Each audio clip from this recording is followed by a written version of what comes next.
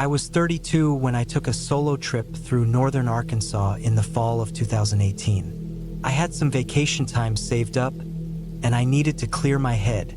I'd been working too much, stuck indoors, staring at computer screens under fluorescent lights for months. The Ozarks seemed like a good place to breathe again. I wasn't trying to find myself or anything like that. I just wanted quiet. No emails, no phones, just the sound of water, wind through trees, and maybe the crunch of leaves under my boots. I drove from Little Rock to a place near the Buffalo River, not too far from the town of Jasper. I'd found a small camping area online, but I didn't want the crowds or the people with loud music and plastic coolers.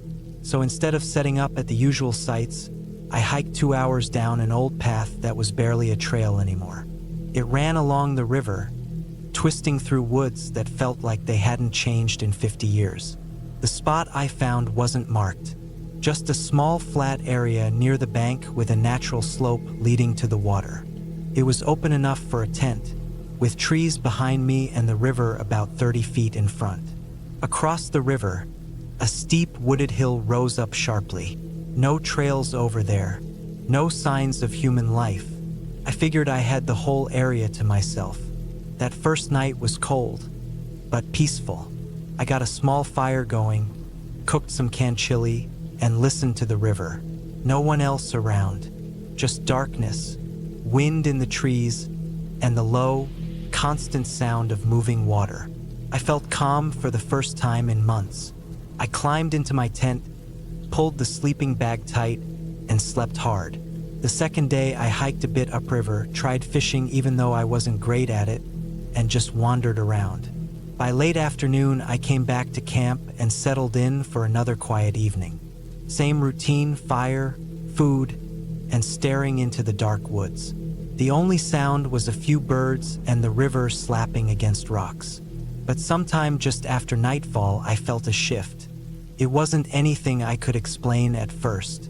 It was just a strange sense that I wasn't alone anymore. I was sitting by the fire, facing the water, when I got that feeling. I turned slowly and looked across the river. It was hard to see much in the dark, but the moon was bright enough that I could make out shapes. And there, on the other side of the river, halfway up the slope, I saw something. It looked like a man standing between two trees. He wasn't moving, just standing still. No flashlight, no gear, no fire. Just a figure, barely lit by the moonlight filtering through the branches. I stared for maybe 20 seconds, trying to convince myself I wasn't seeing what I thought I was. Could have been a tree, a weird shadow, something simple. But then he shifted his weight. Just a small movement, but enough to tell me it wasn't a tree. I didn't move. I just sat there, feeling like my body had gone heavy. My heart started to beat harder, but I told myself it was fine. Maybe it was just another camper. Maybe he got turned around or wanted to cross over in the morning. Maybe he hadn't even seen me, but that didn't explain why he didn't have a flashlight, or why he didn't make a sound, or why he just stood there watching. I sat still for a long time. Eventually, I leaned forward and added more wood to the fire, trying not to look obvious about it. When I glanced back across the river, the man was gone. The next hour was a blur of me sitting with my back against a tree, my head on a swivel. Nothing happened. I didn't see him again. I didn't hear any movement. I convinced myself I had imagined it or misread a shadow. Eventually, I forced myself to go to bed, keeping my knife inside the sleeping bag. The next morning, I felt stupid. I figured I'd let the darkness and the isolation mess with my head. I had a quick breakfast and went for a long hike, trying to shake the tension out of my shoulders. It worked, kind of. I spent the day moving, sweating, burning energy, but part of me was still on edge. When I got back that evening, nothing looked touched. No footprints, no broken branches, nothing out of place. I felt better. I made a bigger fire that night, kept it going longer, and stared across the river now and then. No one showed up. I finally crawled into the tent close to midnight, I woke up around 3:30 a.m. because I had to pee. The air was cold, and the inside of the tent was damp from my breath. I pulled on a jacket and unzipped the flap. I stepped out, walked about 10 feet toward the woods behind my tent, and took care of it. When I turned back toward the tent, something made me stop. There was a small pile of rocks stacked neatly by the fire pit. I hadn't done that. I hadn't touched any rocks since I set up the site. The pile was maybe 5 inches high, 5 stones balanced in a little tower. It was too precise to be random. I looked around quickly. I couldn't see anyone. The fire had long gone out, and the moon was behind clouds. The woods behind me were dead silent. My tent was 10 feet away. The river was a whisper in the distance. I didn't go back to sleep after that. I sat in the tent with the knife in my lap until the sky started to brighten. The next day, I didn't hike. I stayed at the site and looked for signs, footprints, broken branches, anything. But the leaves covered everything. If someone had come through, they didn't leave much of a trail. That night, I didn't light a fire. I thought if someone was watching, it was better not to give them something to look at.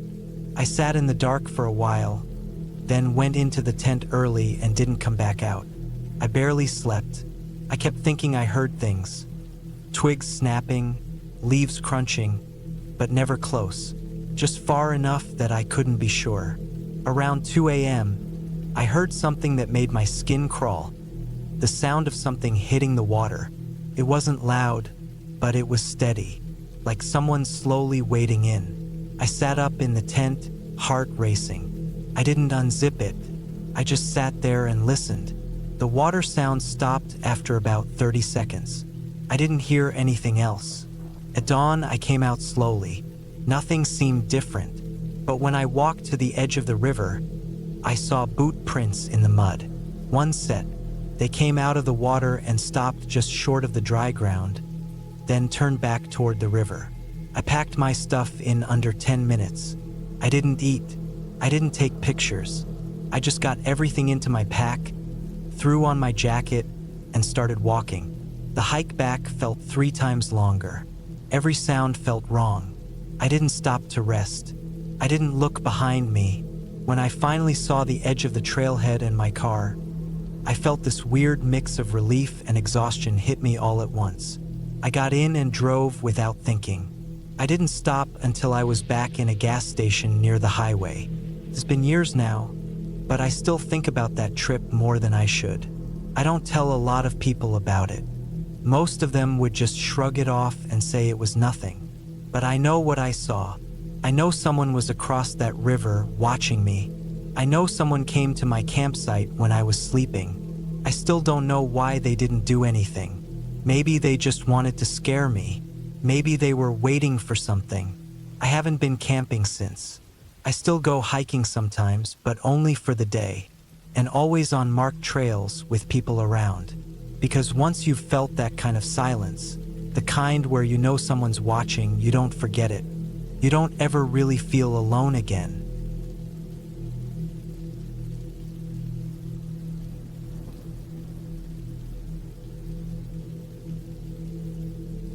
I went hunting in northern Michigan back in October 2017. It wasn't my first solo trip, but it was the longest I'd planned.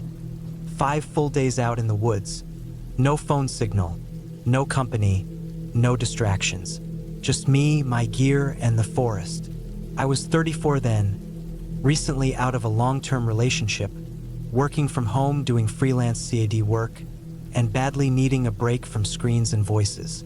I picked a dense stretch of forest near the Upper Peninsula, miles away from the nearest highway. There was an old logging trail that led to a clearing I'd used before, not too far from a river and far enough from any town to avoid hearing cars or seeing people. I brought my .308 rifle, my compound bow, a trail cam, my tent, enough food for a week, and a small solar panel to keep my GPS and flashlight going. The first 2 days were normal. Cold mornings, quiet afternoons, long evenings by the fire. I didn't see much, just a few does and a small buck I let pass. It was more about the peace than anything else. Waking up to fog hanging over the trees, hearing nothing but squirrels and crows, feeling the cold air in my lungs. It cleared my head. But that changed on the third night. It was around 1 a.m. when I woke up. I couldn't tell why at first. There wasn't a noise or anything obvious, but I felt off. I lay there listening. The forest is always making some noise, but that night it felt too still. No wind. No crickets. No owls. Just this dry, cold silence. I got out of my sleeping bag slowly and unzipped the tent halfway, scanning the tree line with my flashlight. The light caught the tops of the trees and glinted off the dew, but there was nothing else. I figured maybe I was just spooked from a weird dream. I sat up for a bit by the fire pit, which had long gone cold, just watching the dark. Then, while I was sitting there, I heard it. Something crunching leaves far off, but steady. Not a deer, not a raccoon. It was too heavy, too slow, like a person walking without trying to be quiet. It stopped after a few seconds, and I strained to hear more, but it was back to dead silence. I waited maybe 15 minutes. Nothing. Then I went back into my tent and zipped it up tight, laying on my back with the rifle beside me. I didn't sleep the rest of the night. In the morning, I checked the trail cam. I had it strapped to a pine tree facing a spot where I'd seen tracks the day before. It had snapped a couple of pictures the night before around 1:10 a.m., right when I'd heard those steps. The first few were of deer, but the last one was different. It wasn't clear, but you could make out a person. Not a hunter. No orange, no gear. Just someone standing half behind a tree, turned slightly toward the camera. Looked like a man, thin, wearing a jacket or something dark. I stared at it for a long time. That area was deep woods, not near any trailhead or road. No one should have been there. I hadn't seen another soul since I parked my truck. I told myself maybe it was a hiker who got turned around. Maybe he saw my camp and thought to check it out. Still, I couldn't shake the image. He wasn't walking. He was just standing. The way his body was turned, like he was half hiding, gave me a cold feeling deep in my stomach. I hiked out about half a mile that afternoon, thinking I'd find some kind of clue, footprints, trash, anything. But there was nothing. No snapped branches, no prints, no sound. When I came back, I moved my camp, just a few hundred yards uphill, closer to some thick underbrush and away from the river. I didn't want to be where he might have seen me. The fourth night was worse. I didn't light a fire. I cooked early, cleaned up everything, and stayed in the tent. I left the trail cam in its new spot and kept the rifle beside me again. I didn't sleep much. Around 3 a.m., I started hearing snapping sticks again. Same slow, heavy pace. Not fast, not panicked. Just footsteps. They came from the same direction the figure in the photo had been standing. This time they came closer, maybe 50 yards out. Still too far to see anything in the dark, but close enough that I could tell it wasn't an animal. It circled the camp. I swear it walked almost all the way around my tent. I held my breath the whole time. I had one hand on the rifle and one on my flashlight, waiting to hear a zipper or a rustle. Nothing came. The sound moved off after a while, heading back down the hill. When it got light, I stepped outside with the rifle shouldered. There were footprints, not boot prints, bare feet, long, wide ones, adult-sized. I followed them just a few feet before they disappeared into pine needles. Whoever it was had walked barefoot through freezing woods in the middle of October. That was the moment I decided I was done. I packed everything fast, skipping breakfast and breaking down the tent with shaking hands. I kept looking over my shoulder, expecting to see someone standing in the trees. No one was there, but the feeling stuck with me the whole way back to the truck. The worst part came when I pulled the trail cam down. It had 3 new photos. The first was just darkness, maybe trees. The second had a shape close to the lens, just a blur like someone passed directly in front of it. The third was the clearest. It was a face. Not right up on the camera, but maybe 10 feet back, looking straight at it. Pale, dirty, with deep shadows under the eyes and matted hair. The mouth was slightly open like he was breathing through it. No expression, no reaction. Just staring dead at the camera in the middle of the night. He had no shirt on, just pants. Nos shoes. I didn't stop to look at it again. I shoved the memory card in my pack and left fast. The hike back to the truck felt twice as long. I kept hearing little noises, sticks cracking, wind moving through branches, but I didn't turn around. I didn't stop. I drove out of there in silence. Didn't stop until I hit a gas station an hour south. I used their Wi-Fi to upload the trail cam images to my laptop. I still have them, but I don't look at them anymore. I never reported it. What would I even say? I camped in the woods and a barefoot man stalked my tent in silence for 2 nights straight? I wouldn't have believed me either. Maybe it was a squatter. Maybe someone with mental illness. Maybe someone who just lives out there in the trees and knows how to avoid being seen. I don't know, but I haven't gone back. I still hunt, but never alone. Never that far off-grid. I stay within range of cell towers now. I bring a satellite beacon. I don't sleep more than a few hours at a time, and I never ignore that strange, crawling feeling in the middle of the night again. Whatever was out there with me those nights in 2017 wasn't an animal. It wasn't a ghost either. It was a man, a real one, and that, honestly, is scarier than anything else I could have imagined.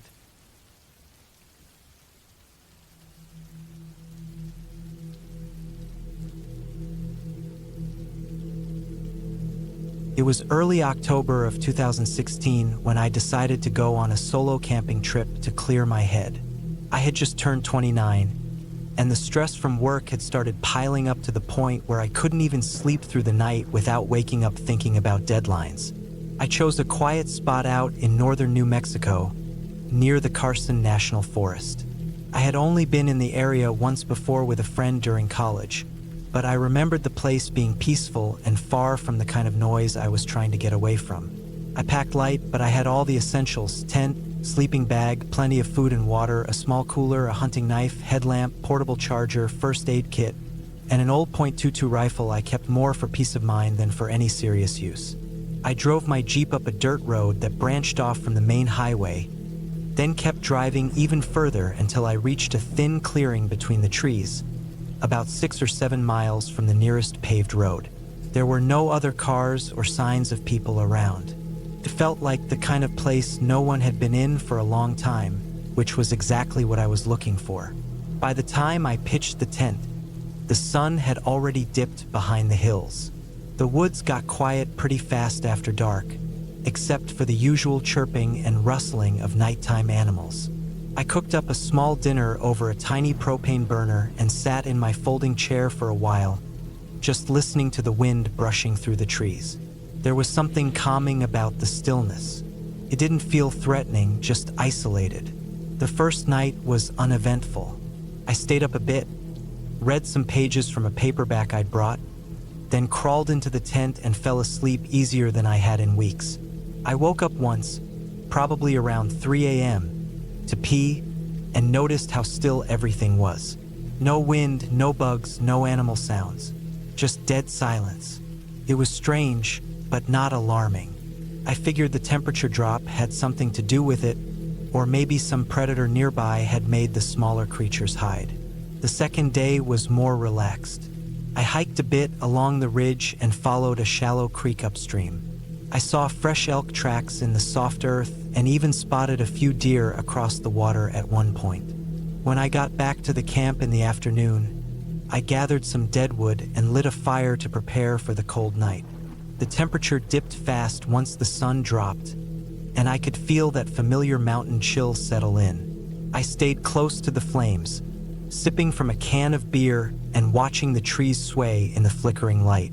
That second night, I woke up again in the middle of the night. Same time, around 3 a.m. This time it was because I heard something. Not loud, but not natural either. It was a rhythmic crunching sound, like slow, deliberate footsteps. My tent was zipped shut, and I couldn't see outside, but the sound came from the tree line, maybe 30 or 40 feet away. I didn't move, didn't make a sound. I just lay there, ears wide open, every hair on my arms standing straight. The steps stopped eventually. I waited another 10 minutes before unzipping the tent as quietly as I could. I peeked out. Nothing. Just darkness and the glowing embers of the fire, which had mostly died down. I got out, rifle in hand, and circled the campsite. I didn't see any prints in the dirt or hear anything else. I figured it might have been a coyote or a deer passing through, but something about those footsteps didn't feel right. They sounded upright, bipedal, not fast, not hurried, just slow and intentional. The third day, I stayed close to camp. I had this weird feeling I couldn't shake. Not fear exactly, just a gut instinct that I wasn't as alone as I thought I was. I noticed some broken twigs near the edge of the woods that hadn't been snapped before. Some pine needles were disturbed in a narrow trail that hadn't been there the day before. I told myself it was probably just a deer or bear wandering through. Still, I kept the rifle loaded and within reach for the rest of the day. That night, I didn't sleep much at all. I laid in my sleeping bag, staring at the top of the tent, listening for the sound of movement again. Around 2:45 a.m., I heard it. Not footsteps this time, but a kind of clicking or tapping sound, like something tapping a stick against a tree once every few seconds. Top, Percy, top. It came from the same area as before, just beyond the edge of the firelight. I didn't move. I just listened, every muscle in my body tight. After a while, the tapping stopped. But then I heard something breathing, close, heavy, slow breaths just beyond the thin fabric of the tent wall. I could almost feel the exhale against the material. I held my breath. My heart was pounding so hard I was sure it was loud enough to be heard outside. Then, after maybe 10 seconds, the breathing stopped. I didn't dare move.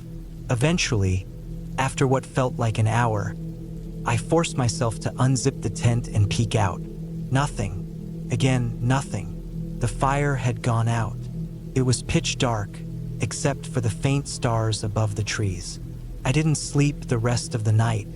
I just sat inside the tent with my rifle across my lap, eyes fixed on the flap, ears tuned to every snap or creak in the woods.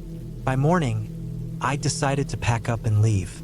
I didn't have any proof of anything, but my instincts were screaming that I wasn't welcome out there anymore. I packed fast and didn't even bother making breakfast. As I folded up the tent, I noticed something in the dirt about 10 feet from where I had slept. Tracks. Not boot prints, not animal prints. They were bare feet, but not quite right. Too narrow. The toes were long and almost claw-like, and there were only 4 per foot. The prints led from the tree line directly toward my tent, then veered off into the woods again. I stared at them for a long time. I even took a photo on my phone, but something about the light and the angle made it hard to capture clearly. Still, I knew what I saw. I didn't imagine it. I got into my Jeep and drove back toward the highway faster than I probably should have, skidding on the loose dirt more than once. I didn't stop until I was in cell service again. I didn't call anyone, didn't even tell anyone when I got home. I just sat in my apartment that night, blinds drawn, thinking about the whole thing over and over. Over the next few weeks, I kept looking up stories online. Reports of strange things in the woods, especially in the Southwest. Stories about shapeshifters and people seeing things that looked almost human, but not quite. The term that came up the most was skinwalker. I'm not saying that's what it was. I'm not saying I believe in any of that. But I do know what I heard. I know what I saw, and I know how it made me feel. Since that trip, I haven't gone camping alone again. I still go out sometimes, but only with other people, and never anywhere near that part of New Mexico. There's something out there in those woods that isn't supposed to be, and I think it knew I was alone. I think it watched me, got close enough to touch the tent. And I think if I'd stayed one more night, I wouldn't be here writing this.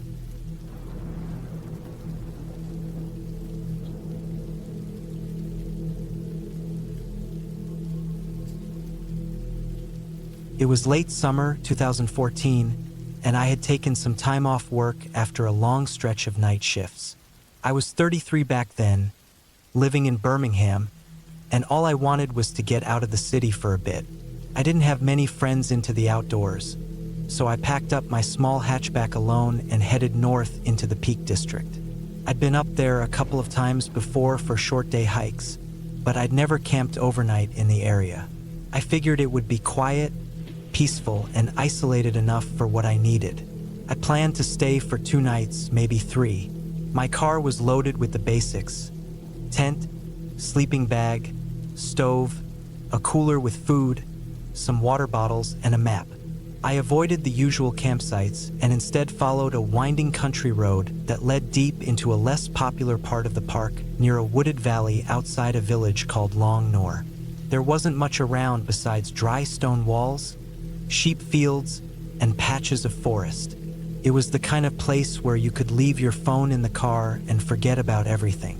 I found a small clearing about 20 minutes walk from the road. It was surrounded on 3 sides by thick trees and sloped down slightly toward a stream that wasn't marked on my map. I set up the tent close to the tree line, hidden well enough that no one would spot it unless they were really looking. I got everything sorted by late afternoon. The sun had dipped low behind the hills, and the only sound was the soft rustling of trees and distant sheep calling out across the fields. That first night was uneventful. I cooked up some beans, had a couple of sandwiches, and sat watching the last of the light fade behind the trees. The air was still. I didn't hear a single person, vehicle, or even a plane. It felt like I had the entire valley to myself. The second day, I went for a long hike up into the hills, left my gear behind, and followed a dry ridge that looped around back to my camp. I got back in the evening, a little tired, but still felt good. I made a fire using some fallen branches and twigs, and sat there in silence, watching the orange glow bounce off the leaves. It was peaceful.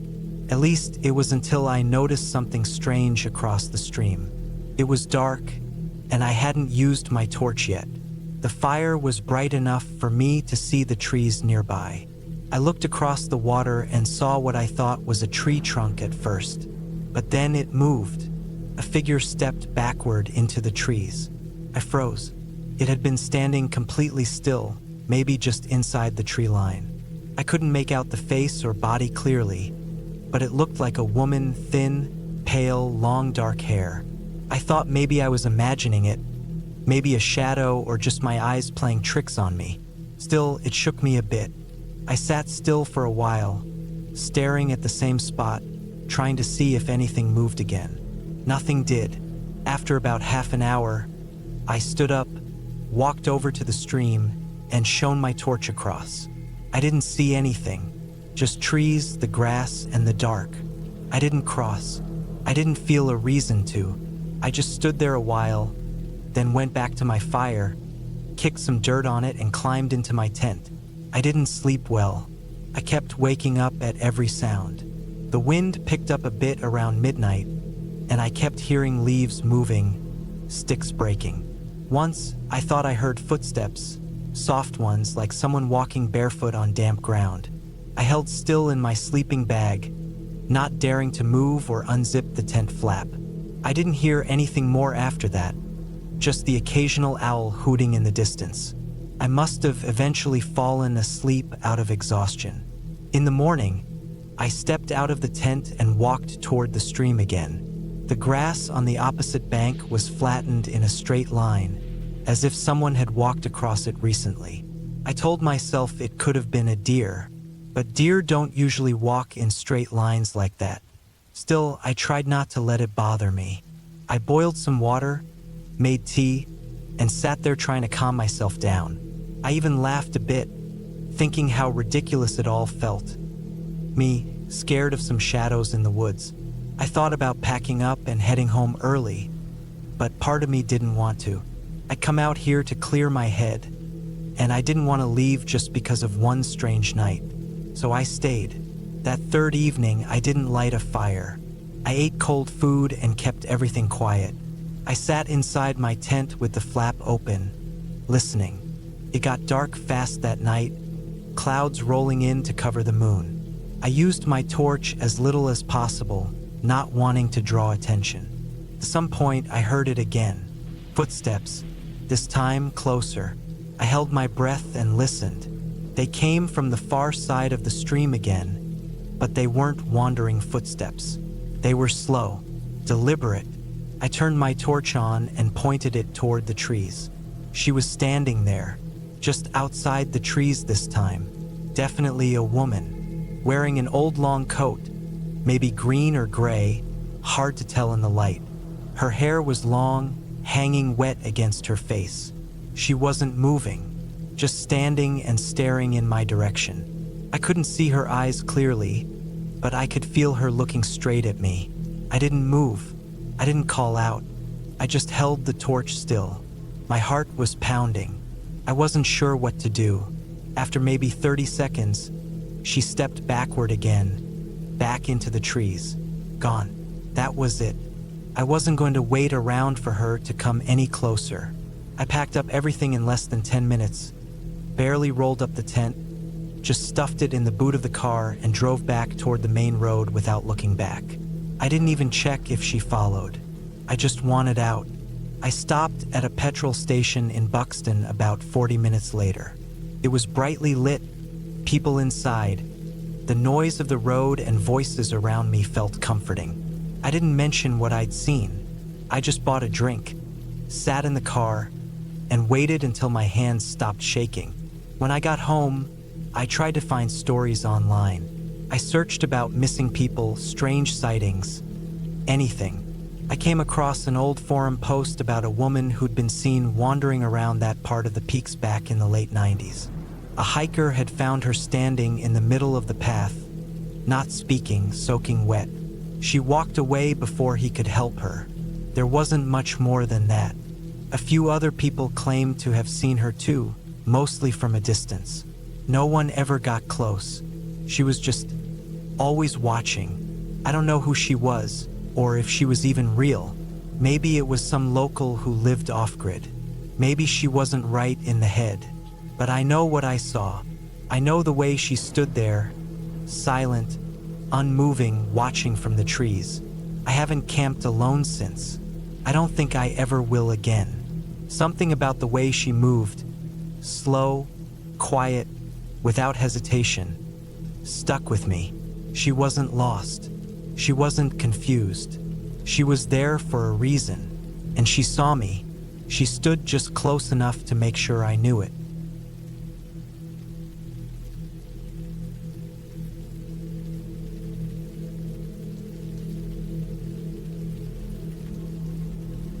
It was the summer of 2016 when I decided to take a short break from everything. I was 29 at the time, working in Leeds at a construction company, and the stress had been building up for months. I needed to get away from the city, from the constant noise, the traffic, and even my own thoughts. I didn't want to stay at a hotel or a crowded campsite. I wanted isolation, real quiet, just me and the outdoors. My cousin Liam had an old family farm down in North Yorkshire, not far from a village called Ingleton. The land hadn't been used properly in decades. The barn was still standing, but everything else, the farmhouse, the fences, even the access road, was slowly being swallowed up by nature. He hadn't been down there in years, and when I asked if I could camp on the land for a few nights, he just said, "Sure, if you can find it." I packed light. A canvas tent, a sleeping bag, a knife, some canned food, and my old camping stove.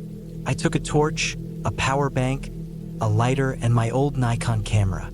I loaded everything into my car and drove south. The road to the farm was overgrown and half gone. I parked where the grass got too thick and walked the last quarter mile to the barn. It was everything I wanted. Silent, still, wild. There were no animals, no people, no distant roads or chimneys. just the slow rustle of trees and the wind brushing over empty fields. The barn looked rough, roof half collapsed, ivy crawling up the wood, but it felt peaceful. I set up my tent a few meters from the entrance, near the tree line, and settled in. The first night was uneventful. I stayed up listening to the wind and watching the stars blink through gaps in the trees. It got cold around 2 a.m., and I had to pull on another layer, but otherwise it was calm. I slept fine. The next morning, I walked the area. I didn't go far, maybe 2 kilometers in every direction. I saw the remains of the old farmhouse, now just a pile of stone overgrown with moss and weeds. There were fragments of old farm equipment, rusted and half-buried. I even found the base of what used to be a well, sealed with a slab of concrete. That made sense. My uncle probably did that before the place was abandoned. Still, I made a mental note to stay clear of it. Around 4 p.m. that day, I started noticing little things. At first, it was just a branch snapped clean off on the path I walked that morning. I thought maybe it was a deer or a fox. Then I saw prints, shoe prints. They were light, not very deep, but they weren't mine. Too small, almost like a woman's boot or maybe a teenager's trainer. They looped near the barn and vanished at the creek that cut through the edge of the trees. That night, I didn't sleep well. I kept hearing small sounds. Not loud crashes or shouting, just soft things. Light steps, a cough. I kept checking out of the tent with my torch, but I never saw anything. Around 3 a.m., I finally drifted off, convinced it was just my nerves playing up. The third day is when it got strange. I found the back of the barn open. I never touched the back doors. I'd propped them shut with a plank when I arrived. But when I walked past that morning, the plank was on the ground and both doors hung open slightly. I went inside, stepped over old tools, hay, rotted wood, and looked around. Nothing seemed moved. Still, I shut the doors and wedged them closed again. Later that afternoon, I walked farther into the woods. I wanted to clear my head. I followed the creek for a while, taking pictures of birds, moss-covered stones, and tangled roots. It was peaceful for a bit, but then I noticed something that threw me off. A sock. It was damp and hung up on a broken branch, maybe chest height. A gray ankle sock, crusted with mud. I didn't touch it, just stood there looking at it for a while, wondering who would have left it out here. No paths, no signs of camping, nothing. Just the sock and a faint trail in the grass like someone had passed through recently. I backed off and returned to camp. That night I didn't cook. I just ate a cold can of beans and sat in my tent with the torch off, listening. I stayed completely still for hours, just waiting. Around midnight, I heard someone breathe near the tent. It wasn't an animal. It was close, just on the other side of the thin fabric wall. I could hear soft gravel crunching under their weight. One step, then another, then nothing. I didn't move. I waited in complete silence. No torch, no noise. My heart felt like it was going to tear through my ribs. After a while, I slowly slid the knife out of my pack and held it under the sleeping bag. I didn't sleep the whole night.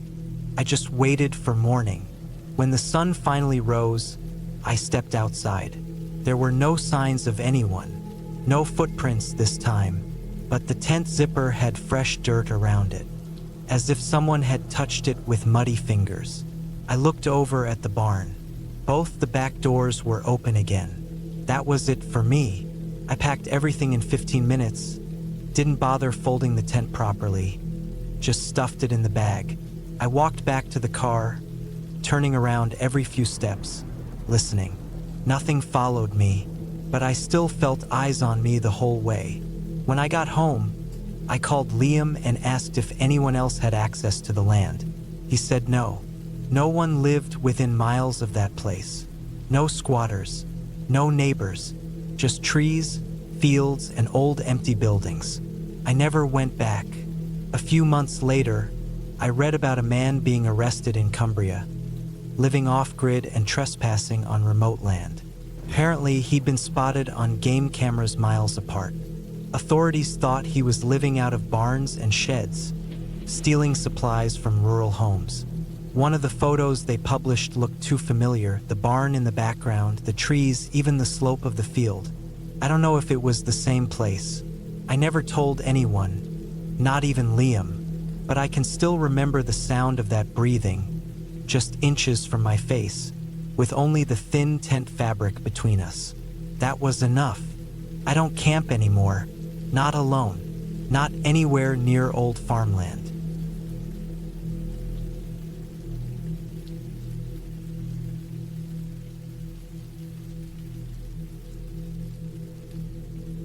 I was 34 that summer, and I remember because it was the year after I left my job at the construction site in Flagstaff. I'd spent months drifting between short gigs, mostly in Arizona and New Mexico, but by mid-July I was burned out and needed a break. A solo camping trip sounded like the only thing that would clear my head. I'd done it before. Long stretches alone in the woods always helped reset things for me. I picked a place up in north-central Utah, somewhere about an hour southeast of Duchesne. It was an area I'd read about in a hiking forum a few years back, but I had never gotten around to going there. It wasn't a national park or anything fancy, just a patch of land along a forest road that twisted its way through a shallow mountain range. No campsites, no fire rings, no crowds. That's what I liked. I didn't even bring a GPS. Just a printed map, compass, and a few topographic charts. The spot I finally settled on was near a bend in the road with a small dry creek running past it. I parked off the gravel shoulder where the tree line opened just enough to tuck my truck behind some brush. I set up my tent about 50 feet into the woods, just far enough that you couldn't see the truck from where I slept. I liked keeping things hidden when I camped alone. It made me feel safer in a way, like I was invisible. The first 2 days were normal. I spent the mornings hiking up ridges, cutting through the dry pines, and scrambling over slick granite. The sun was hot during the day but dropped hard at night. I cooked beans and rice over my little propane burner, read a paperback I'd brought, and slept like a rock. There were no bugs, no animals too close to camp, nothing strange. But on the third night, something shifted. I just crawled into my tent around 10 p.m. I remember lying back on the foam pad, looking at the ceiling of the tent and listening to the wind move through the trees. That's something you start to notice when you spend time alone in places like that. The layers of sound. You can tell the difference between a squirrel rustling leaves and the heavier, slower movement of something bigger. That night, I was still awake when I heard something in the distance. It was subtle at first, like a thud or maybe a boot against dry ground. It wasn't close, maybe 70 or 80 yards off, past where the slope dropped into the creek. I stayed still. I knew it wasn't an animal. The pacing was wrong. It was too spaced out. Not four-legged, not quick like a deer, not scratchy like a raccoon. It was slow, deliberate. For 5 minutes, I heard nothing.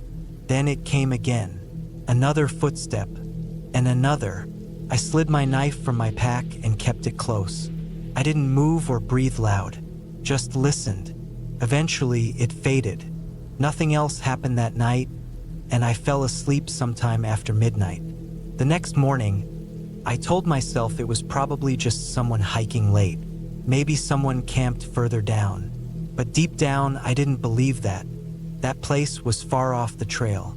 I hadn't seen a single car, bike tire track, or boot print since I got there. Nothing. Still, I stayed. I didn't want to let nerves drive me off. I hiked that day but stuck close to camp, looping back every few hours just to check on things. I didn't find anything out of place. No prints. No broken branches. I set up a few noise traps that evening, little strings tied to cans near the edge of the site, just in case. That night, I didn't sleep well. At around 1:30 a.m., I woke up to a sound that made my blood run cold. The unmistakable metallic clink of one of those cans. Then silence. Then another. Someone was moving at the edge of my camp. Carefully, slowly. I didn't move. I lay on my side, my hand wrapped around the knife handle. I breathed through my nose, heart pounding so loud I thought it would give me away. Whoever it was didn't use a flashlight. They stayed just out of sight. I didn't sleep at all after that. When the sun finally came up, I got out of the tent and scanned the area. One of the strings had been broken. The can was on its side. No animal tracks. No scat. Just the faint indent of a boot print in the dirt nearby. Mid-size, maybe men's size 10 or 11. I packed up my stuff. Fast. I didn't cook. I didn't eat. I rolled the tent tight, stuffed it in the pack, and walked straight back to the truck. But something didn't feel right even as I approached the road. I kept looking over my shoulder. I felt like I was being watched. That's not a feeling I get often. When I reached the truck, I noticed the driver's side door wasn't closed all the way. That stopped me cold. I never leave it open. I'm obsessive about it. I checked the inside. Everything looked normal, but my glove box had been rummaged through. Papers out of place. The registration crumpled and shoved back in the wrong way. Someone had been in my truck. I drove out of there fast, tearing down that gravel road faster than I should have, tires kicking up dust. I kept checking the rearview mirror, half expecting someone to come out of the trees behind me. I didn't stop until I hit pavement. Took hours before I felt like I could think straight. I pulled over at a gas station in a small town called Roosevelt. I checked everything again. The gear in the bed was untouched, but I noticed something in the back seat that hadn't been there before. A single cigarette butt tucked into the corner of the seat behind the passenger side. I don't smoke. That detail chilled me worse than anything else. Whoever it was had taken the time to go through my things, sit in my truck, and leave behind that little reminder. I stayed the night at a cheap motel in town, locked the door, propped a chair against it, slept with the knife on the nightstand. I never went back to that area. I stopped camping alone for a long time after that. What scared me wasn't just that someone was there. It was that they didn't take anything. They didn't leave a mess. They didn't try to hurt me outright. They just watched, waited, touched my things, got close enough to smell the inside of my truck. And they knew I was out there alone. Whatever they wanted, I don't know, but they were patient, careful, familiar with the area. That feeling of being hunted didn't leave for months. Even now, I double-check every lock, every tent zipper, every tree line, because someone out there wasn't just passing through. They had planned it, they had time, and they knew exactly where I was.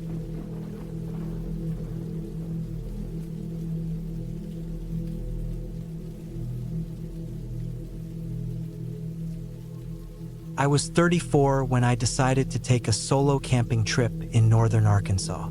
It was late October of 2016, and I had some days off from my job at a hardware distribution warehouse near Little Rock.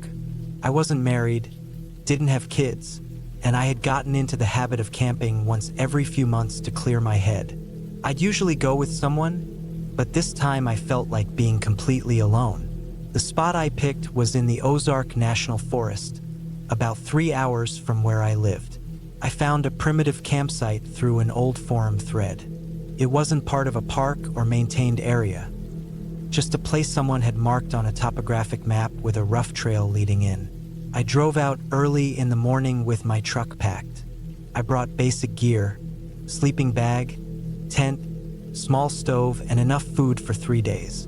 I had my old .22 rifle in the truck too, not for hunting but for the occasional snake or to feel a little safer. The drive up was uneventful, winding roads through wooded hills, then gravel paths. I parked about half a mile from where I'd be camping because the path got too narrow for the truck. The walk-in was quiet. I didn't see anyone else, no hikers, no campers. Felt isolated in a good way. There were some orange and brown leaves on the ground, and the sky was gray, but the air was still. When I reached the clearing where I'd pitch my tent, it was late afternoon. There was a fire ring made out of rocks that looked like it hadn't been used in years. Moss had grown around the base stones. The trees were spaced out enough that it wasn't suffocating but still thick enough to muffle sound. I unpacked, set up my tent, collected firewood, and boiled some water for instant noodles. That first night was uneventful. I sat by the fire, sipped coffee from a tin mug, then crawled into my sleeping bag before 10. I listened to crickets and a few owls. I slept straight through the night. The next day I went for a short hike. I followed a faint trail that led up a ridge behind the camp, trying to get a better view of the area. I carried a small backpack with a snack, my phone, though there was no signal, and a folding knife. The forest was still. I didn't see any deer or other animals, just squirrels and birds now and then. After walking about an hour up the ridge, I found a set of stone steps. They were old, covered in leaves, and led to what looked like the ruins of a hunting shack. All that remained were parts of the foundation and a partial wall made of rotting wood. There were rusted nails sticking out of one of the beams and some broken glass underfoot. I figured it had been abandoned for decades. I didn't stay long. I made it back to camp by early afternoon and boiled some soup. I spent the rest of the evening tending the fire, listening to the wind move through the trees. It was colder that night. I added an extra blanket over my sleeping bag before turning in. Around 2 or 3 a.m., I woke up. I wasn't sure why. There wasn't any sound that jolted me awake. I just remember opening my eyes and staring at the roof of the tent, fully alert. I lay still and listened. It was quiet. No wind, no owls, nothing. That's when I noticed a faint crunch. Just once, like someone stepped on a stick. Then silence again. I told myself it was a raccoon or a deer, rolled over, and eventually fell back asleep. In the morning, I stepped out and scanned the area. I didn't see anything out of place, but there were a few scuffed leaves about 15 feet away from the tent. Not prints, just signs something had walked by. I couldn't tell if it was animal or human. I looked around but saw nothing else, so I chalked it up to my imagination and the natural noise of the woods. That third day, I mostly stayed around camp. I read a little, split some kindling, and even took a nap in the sun with my jacket rolled up under my head. Around dusk, I gathered more firewood, and that's when I noticed something off. Behind the camp, maybe 40 yards away, there was a tree with something leaning against it. I hadn't noticed it before. I walked closer. It was a single wooden crutch, old like from a hospital in the 70s or 80s, worn smooth and faded gray. There were scratch marks on it, like something had scraped the wood with a rock or a blade. I stood there a long time staring at it. It wasn't mine. It hadn't been there the day before. I didn't hear or see anyone come through camp. I took the crutch and carried it back to the fire. I sat with it for a while, not sure what to think. It felt like some kind of message, like someone was letting me know I wasn't alone. I kept my rifle close that night. I didn't sleep well. The fire burned low as I sat awake in the cold. The forest was completely silent again. Around 1 a.m., I heard another sound, a slow, steady dragging noise. It wasn't loud, but it wasn't trying to be quiet either. It stopped and started like something being pulled. I stood up, holding the rifle, but didn't see anything beyond the edge of the firelight. I stayed standing until the sun came up. Didn't sleep a minute. That morning I packed. I had planned to stay one more night, but I didn't feel safe anymore. Before I left, I walked toward the direction the dragging sound had come from. About 60 feet into the woods, I saw deep scuff marks in the dirt and leaves. A trail. Whatever it was, it had moved through there that night. The marks curved and weaved around trees, eventually heading further into the forest. I didn't follow them too far. I didn't want to know. When I got back to my truck, I stopped cold. On the windshield, right under the wiper blade, was a photo. An old Polaroid, yellowed and curling at the edges.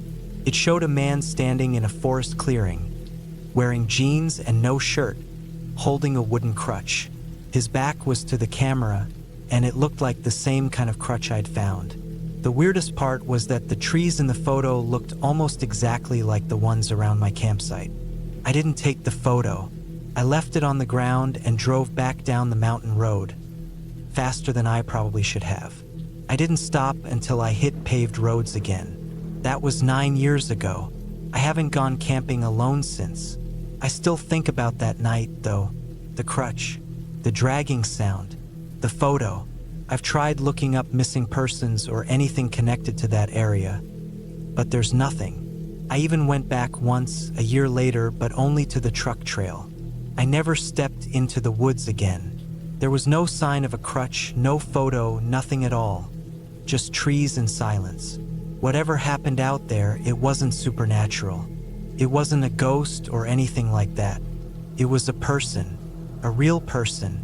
I don't know what they wanted or how long they'd been watching me, but they were out there and they got close, real close.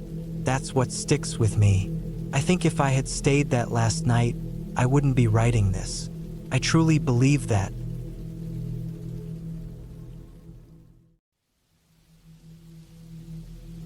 I took 2 weeks off work in August 2016 to get away from everything. I was 29 back then, working in a dull logistics office in Bend, Oregon, mostly staring at spreadsheets and pushing paperwork around.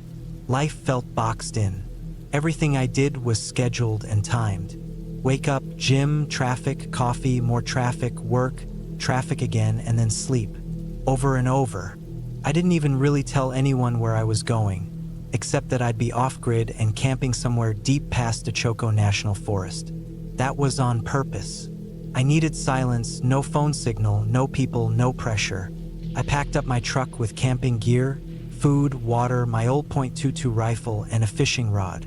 I wasn't trying to go primitive or anything. I still had good gear, tent, knife, tarp, power bank, compass, and a solid GPS. It was a warm, dry Thursday when I reached the area I'd picked out using satellite maps months earlier. It was a small clearing about 8 miles off any main trail, nestled next to a quiet bend in a shallow river. The only way to get close was to drive a narrow, badly rutted dirt road until it became impassable, and then hike the last 2 miles. I parked in the brush, took my gear, and set off. I reached the spot by mid-afternoon. It was perfect. The trees around it were mostly tall Douglas firs, with patches of younger saplings scattered near the water. The river was calm, barely waist-high at its deepest, clear enough to see the rounded stones at the bottom. No signs of people, no trash, no footprints, no old fire pits. Just untouched forest and the sound of insects buzzing. I pitched my tent with the river behind it and the thick trees to my front. Made a small fire pit, gathered wood, and set up a camp chair. The air smelled like dry pine needles and warm bark. That first night, I just sat there for hours doing nothing. No phone, no music, just the fire, the dark, and the endless stars. By day 3, I was completely settled. I'd gotten into a rhythm. Wake up, boil water for coffee, check the area, maybe fish, maybe hike deeper, then cook and relax by the fire. I saw deer, raccoons, hawks, and once what looked like a pine marten watching me from a branch. The rifle stayed untouched except for one morning when I fired a single shot at a floating can, just to test it. The sound cracked through the trees, echoed, and then silence again. I liked that silence, but on the 5th night, something shifted. It wasn't dramatic, not at first. I was falling asleep maybe around midnight. It was cooler that night, so I was zipped up in my sleeping bag inside the tent. No fire left burning. I had a small battery lantern hooked on the tent's inner loop, turned off. Everything was still. Then I heard it, a single snapping sound. Not close, maybe 20 yards out. Could have been a branch falling, a deer stepping wrong. I stayed quiet and still, just listening. Then, maybe a minute later, another snap. This one sounded intentional, the kind of break you hear when someone slowly steps on a dry stick. Again, not close, but not far either. I sat up slowly. My heartbeat was steady, but I felt my skin tighten, like my body was waking up faster than my brain. I didn't move or unzip anything. I just waited. A few more minutes passed. Nothing. Then something brushed the side of the tent. Not hard, not a full press, but just enough to make the fabric shift, like someone dragging fingers along the outside. I didn't breathe for what felt like a full minute. The wind hadn't picked up. I would have heard it in the trees. There were no low branches that close to the tent either. And it wasn't an animal sound. It was too slow, too quiet, deliberate. Still, I didn't move. I just sat there with my back against the inside wall, hands slowly sliding toward the knife I kept near my boots. I didn't want to make noise pulling the zipper down. Eventually, after maybe 10 more minutes, I heard nothing else. I didn't sleep that night. Morning came like a weight lifting off my chest. I crawled out, blinking in the early light. Everything looked normal. The dew on the grass was undisturbed. The trees didn't look shaken. I checked the tent's side. No marks, no rips, no sign of anything. I walked a wide circle around camp, looking at the dirt, the brush. I didn't find prints or broken twigs. Nothing. But that made it worse somehow. If I had found a raccoon track or even boot prints, I could have made sense of it. But there was just nothing. I told myself it was probably a dream. Maybe I twitched in my sleep and brushed the wall myself. Maybe a squirrel. Anything. I forced myself to relax. I didn't want to pack up over one weird night. But that night, it happened again. This time, it was worse. Around 1 in the morning, after a calm evening of reading by the fire and feeling mostly at ease, I heard soft, steady footfalls near the treeline. Not heavy, not running, just slow, even steps on pine needles and loose soil. I shut off the lantern. The fire had already burned low. The moon was barely a sliver. I crouched in my tent again, listening. The steps moved left to right, then stopped. Then another snapping sound. Closer this time. I waited. Suddenly, there was a loud, deliberate crunch, like someone had stomped directly on a dry branch about 10 feet from where I was. I couldn't see through the tent fabric, but I didn't need to. Something or someone was just outside. And then the worst part came. There was a sound. Not a voice. Not an animal. It was breathing. Just long, steady breaths. Right outside the tent wall. I could hear the air moving through their nose. It wasn't heavy or panicked, just controlled, calm, and close enough that I could tell they were standing still. I stayed frozen for maybe 20 minutes. I didn't move, didn't make a sound. I was scared that even a shift of fabric might draw them closer. Eventually, the breathing stopped. I waited longer, well past when the fire had died completely, before unzipping the flap an inch and peeking out with the flashlight in hand. I didn't turn it on. I just stared into the pitch black. Nothing. The woods were quiet. No footsteps walking away. No rustling. Just empty dark. To first light, I packed everything. I didn't even make coffee or break down the fire pit. I rolled up the tent, stuffed it in the pack without folding, and grabbed my rifle. I didn't even sling it. I kept it in my hands. The trees felt too still, like they were watching. I started the hike back to the truck as the sun was still rising, the cold air burning my lungs from how fast I was moving. I kept turning around, but saw nothing. When I reached the truck, everything looked fine. No damage, no signs of anyone messing with it. I loaded up and drove out, bouncing down that rough dirt road like a bat out of hell. I didn't stop until I hit a gas station on the outskirts of Prineville. After filling up, I sat inside with a cup of coffee and watched the cars go by for almost an hour. It was like I needed to re-enter the world slowly, make sure things still worked the way I remembered. Back at home, I didn't tell anyone the full story. I said I cut the trip short because of bad weather. But I've never gone camping alone again. A few months later, I read about a missing hiker not far from where I had camped. A 34-year-old man from Redmond had gone off-grid for a solo trip and never came back. They found his car near a dry logging path, but never found his camp. Or him. They chalked it up to getting lost or a fall. Maybe it was. But I know what I heard out there. I've played it over in my head so many times. The footfalls, the way the sounds circled the camp, the breathing. It wasn't a bear. It wasn't some curious animal.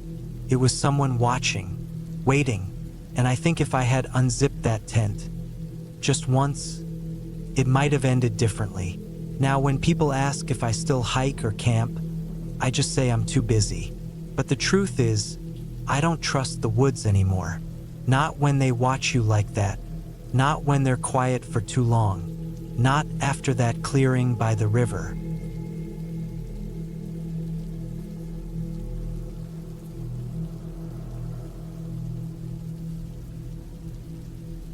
It was the summer of 2016, and I had just finished a long stretch of back-to-back shifts at a metalworking plant near Leeds. I was 33 at the time, single and worn out from the heavy machines, clanging metal and fluorescent lights. I needed a break from everything. My cousin Ben had mentioned this quiet little farm in the Yorkshire Dales that his friend's family owned. The family had moved abroad years ago and no one really stayed there anymore, but the land was still theirs. He said it would be the perfect spot to camp if I was looking for something peaceful and far from the noise. I took a week off work, packed up my old hiking bag, loaded the car, and drove out early on a Thursday morning. Took around 3 hours to reach the place. The farm wasn't marked on any GPS, but Ben had drawn out some rough directions on the back of a delivery invoice. After a bit of getting turned around, I finally reached a rusted old gate tied with a bit of rotting rope. The road beyond it was little more than 2 deep tire tracks disappearing into tall grass. Once through the gate, the road turned into gravel, then dirt, and eventually opened up into a wide clearing. The farmhouse stood there, wooden, weathered, and leaning a bit to the right like it had given up resisting the wind a long time ago. Its paint was faded, the windows streaked with dirt, and the barn next to it had half a roof missing. The grass around everything was knee-high and full of buzzing insects. It looked like no one had been here in years. I parked the car on the side of the clearing and walked around to check the area. There was a pond out back, some rusting tractor parts near the shed, and a long stone wall that ran off toward the tree line. I didn't plan to stay inside the farmhouse. Looked like it might collapse if I leaned on it too hard. I set up my tent in the open field a bit away from the house, where the ground felt dry and level. By early evening, I had a small fire going and dinner heated up on my portable stove. The sun went down slow, turning the sky orange behind the hills, and the quiet felt like something out of another time. That first night was peaceful. I fell asleep to the sound of wind rustling the grass and a few crickets chirping. The sky was perfectly black, stars shining like they never do back in the city. I woke up a few times to check around, force of habit, but nothing seemed out of the ordinary. Just a fox trotting by once, its eyes catching the firelight before it disappeared into the dark. The second day, I explored a bit further. I followed the stone wall out to where it curved behind a patch of trees and found a couple of old fence posts buried in the tall grass. The whole property must have been hundreds of acres once. I came across an abandoned well covered with moss and an iron lid half sunk into the ground. I didn't touch it. There was something about the way the grass grew around it. Too straight, too empty. I moved on and made a note to avoid that side. That night, I couldn't sleep as easily. It wasn't anything obvious. Just something about the stillness felt different. Like the quiet was thicker, heavier. Around 2 a.m., I heard what sounded like slow footsteps near the barn. Not an animal too steady. Not wind either. I grabbed my flashlight and poked my head out of the tent. I didn't see anything, but the barn door, which had been closed earlier, was hanging slightly open now. I know it was shut before. I'd leaned my gear bag against it when I checked the barn out that afternoon. The wind wasn't strong enough to move it like that. I stayed up a couple more hours, light off, ears open. Nothing else moved. No more sounds. Eventually, I drifted back to sleep. By day 3, I started to feel like I was being watched. Not constantly, just little moments. Like when I'd be filling my water bottle at the pond and catch myself glancing over my shoulder for no reason. Or when I'd hear rustling in the grass and stand perfectly still, only for it to go dead silent as if whatever was there was waiting too. I went into the farmhouse that afternoon, thinking maybe I'd stay inside for one night just to get off the ground. The inside was worse than I thought. Floor sagging, wallpaper peeled off in long, curled strips, old furniture still sitting where it had probably been left a decade ago. Dust covered everything, and the smell of rot came from under the kitchen floorboards. I didn't stay long. I decided the tent was still safer. That night, the wind picked up hard. It howled across the hills and bent the trees in the distance. I had trouble keeping the fire lit, so I gave up and crawled into the tent early. Around midnight, I heard what sounded like a dry cough out in the grass. Not an animal sound. Human. I froze, every muscle in my body locked in place. I stayed still, listening, not even breathing for a second. Then came the sound of grass brushing against denim or cloth, like someone dragging their legs slowly through it. I reached for the knife I kept beside my sleeping bag. I waited. The sound didn't get closer, but it didn't leave either. It circled the tent. Slowly. Crunch, crunch. Pause. Then again. No light. No talking. Just footsteps in the dry grass. I didn't move the whole time. I don't know how long it went on. Maybe 10 minutes. Maybe an hour. Eventually, the steps faded out toward the trees. I didn't sleep at all. I waited for daylight like I was waiting to be pulled out of freezing water. At dawn, I got up and checked around the tent. The grass had been flattened in a ring all the way around. It wasn't a deer path. The circle was too perfect, too close. There were boot prints, old, heavy ones, deep enough to leave dents in the dry dirt. My gear hadn't been touched, but I still packed everything up by noon. I wanted to be ready to leave the second something didn't feel right again. Before I left, I checked the barn one last time. The door was open again, wide this time, even though I tied it shut the day before using wire from a fence post. Inside, something had been moved. There was a broken shovel handle in the corner that had been sticking straight up before. Now it was lying across the floor. Straw had been swept to one side, like someone had dragged something heavy through it. I didn't waste time trying to figure out what. I walked out, closed the barn door, and left the wire on the ground. I didn't want to touch it again. I drove off the farm just after midday, barely stopping to close the gate behind me. Once I hit the main road, I didn't slow down until I was back on the motorway. I never told Ben what happened. I never went back. A few months later, I looked up the property just out of curiosity. Found a local article from years back about a missing hiker who was last seen near that area in 2009. No body was ever found. Just a parked car at the edge of a field and a burned-out fire pit with some old clothes nearby. I don't know who or what was out there those nights, but I know it wasn't just an animal. It wasn't wind. It was someone who knew the land better than I did.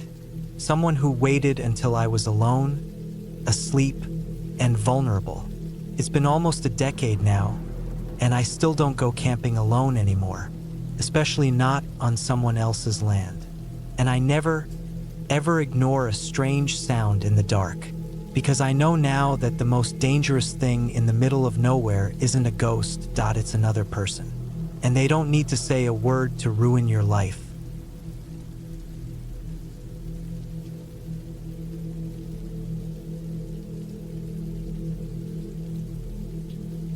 It was late August of 2013 when I went on that solo camping trip to the edge of Dartmoor in Devon. I was 29 at the time, living in Oxford, working long hours in a publishing office. I'd reached a point where the noise of everyday life was just too much. My head felt clogged with routine and fluorescent lights. So I took a week off work and planned a quiet escape down south. I didn't want a campsite packed with other tents, screaming kids, or camper vans. I wanted something rough, quiet, a bit off-grid. I found this tucked-away patch of forest land just on the eastern side of Dartmoor, about 3 miles from the nearest village. It was an area I had found mentioned briefly on a hiking forum. Someone had said it was perfect for wild camping.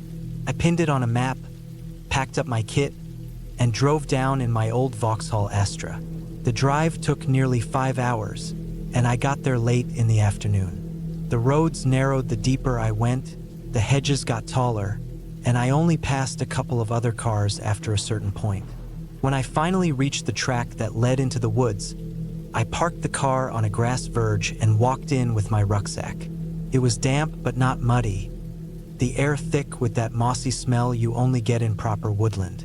Everything around me was green and quiet. I walked maybe 20 minutes until I found a flat bit of ground that looked ideal. A few trees surrounded it, with a small stream down a slope nearby. You couldn't hear anything but the breeze through the branches and the odd bird call. I set up my small one-man tent and laid out my sleeping mat and bag. I'd brought enough food for 3 days, mostly dehydrated meals and snacks. I had a small gas burner and a steel mug for making tea. My phone had no signal at all, but I wasn't too bothered. That was part of the appeal. The first night went by without anything odd happening.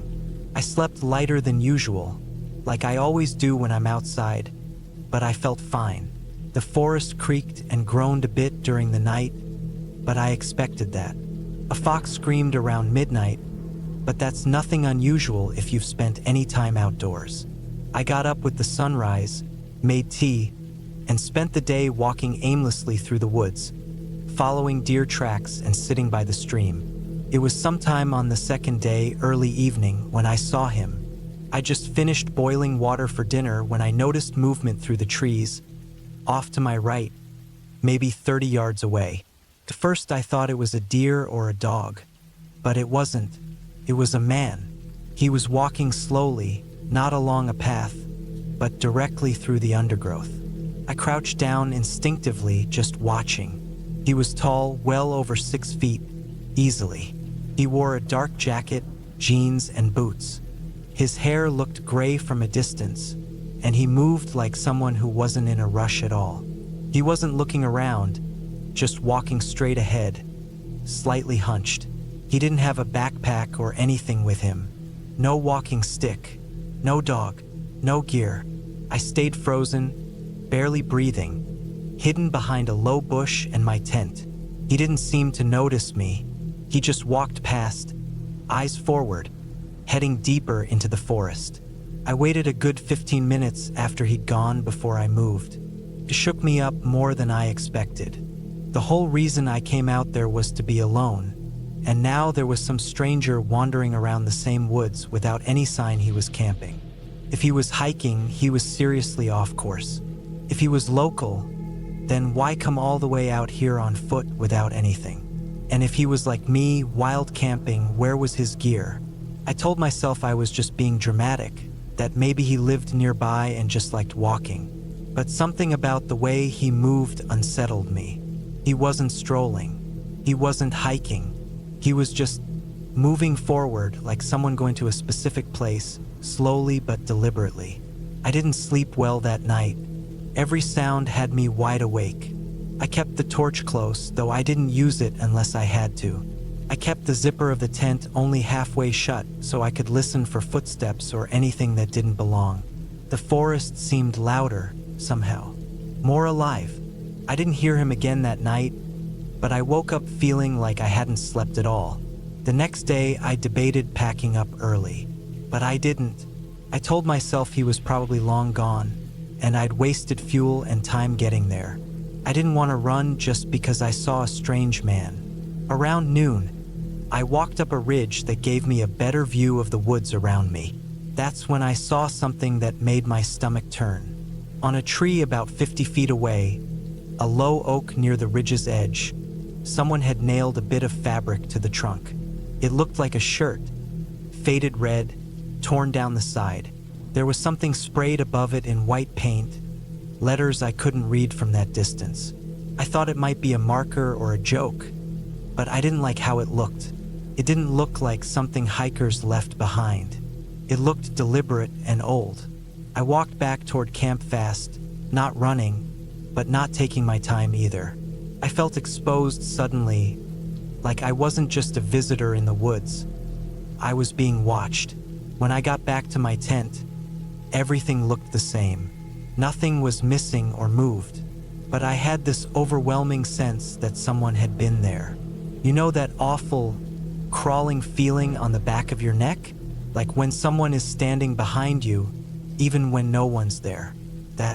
I made up my mind to leave first thing in the morning, but I should have left right then. That night, I barely ate. I kept the tent zipped but stayed fully dressed, boots on just in case. I even had my pocket knife beside my sleeping mat. Not that it would have done much. My torch's battery was down to 1 bar, and my phone was completely dead.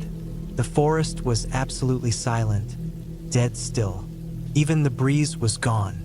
I stayed up until about 3 in the morning, when I finally dozed off out of sheer exhaustion. That's when I heard footsteps. Not animals, not birds. Human footsteps walking carefully through dry leaves. I didn't move. I kept my eyes shut and breathed as shallow as I could. The steps stopped just outside my tent. I knew exactly how far because the ground shifted slightly under the weight. Not a sound from the trees, just the silence and the weight of someone standing right there. They didn't speak. They didn't move around. They just stood there for what felt like 10 minutes. I could hear them breathing slow, nasal breaths through the nose. Then I heard a soft, wet sound, like something being placed on the ground just outside. Then nothing. No more steps. No more breathing. I waited another hour before I even unzipped the flap an inch. When the sun finally came up, I crawled out of the tent, cold and stiff.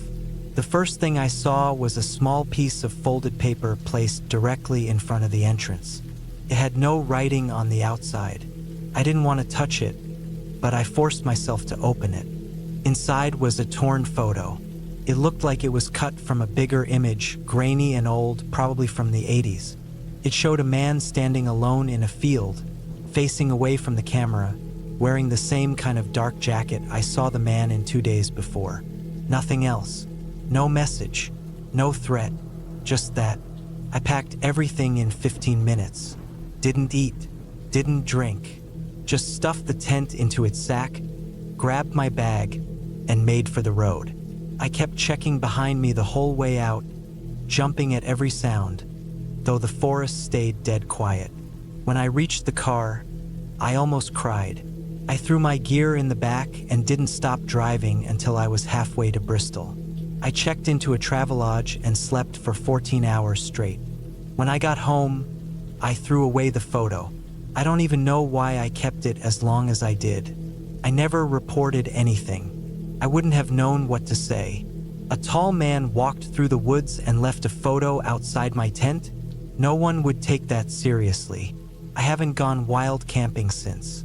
I still hike sometimes, but always near people. Always with signal.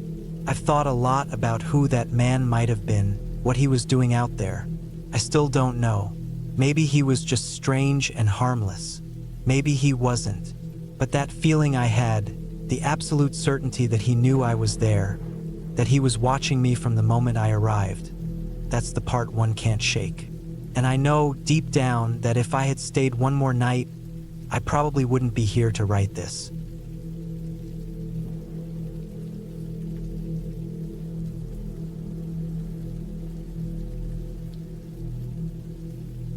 It was 2013 when I decided to head out alone for a weekend camping trip in northern Arizona, not too far from a place called Kaibab National Forest. I had just turned 31, and I'd been working construction jobs in Phoenix for almost 7 years straight. Life had started to feel tight, boxed in, loud, and I needed something quiet, something simple. I wasn't the kind of guy who liked beaches or cities. I liked woods, dirt, fire, cold air at night, and a place where I didn't have to hear another car engine or phone ringtone for a while. I packed light, just my old truck, a cooler of food, sleeping bag, a canvas tent I'd had since my 20s, and a rifle I kept mainly for comfort. I wasn't hunting. I didn't even bring ammo beyond a few rounds. It just felt better to have it. The area I was going to wasn't part of a campground. It was Forest Service land, legal to camp on, but wild and mostly empty. I had marked a small clearing near a dried-out riverbed on an old paper map. I'd found it on a hiking forum months ago, and the user said it was peaceful, out of the way, and hard to find. That's exactly what I wanted. The drive took longer than expected. The last 2 hours were all dirt road, the kind that rattles your truck and forces you to go 10 miles an hour so you don't crack something underneath. The sun had already dipped when I finally found a narrow trail that split off into the woods. I followed it for half a mile and parked where it opened up just a little. From there, I carried my gear on foot another 200 yards into the clearing. It was everything I hoped for. Flat, quiet, surrounded by tall pine, and no sign that anyone had been here in a long time. No boot prints, no trash, no tire tracks. Just pine needles and silence. That first night went smooth. I set up the tent, got a small fire going, ate a cold sandwich, and sat on a log staring into the flames until I was too tired to stay awake. The air got cold fast once the sun vanished, and the stars came out in a way you never see back in the city. I crawled into my bag and listened to the wind run through the trees until I dozed off. I woke up in the middle of the night to a snapping sound. It wasn't loud, but it was close. A branch breaking. I lay there for a minute, barely breathing, trying to figure out if it was an animal or something else. Eventually, I convinced myself it was probably a deer stepping on a branch. I had food in the truck, but none in the tent.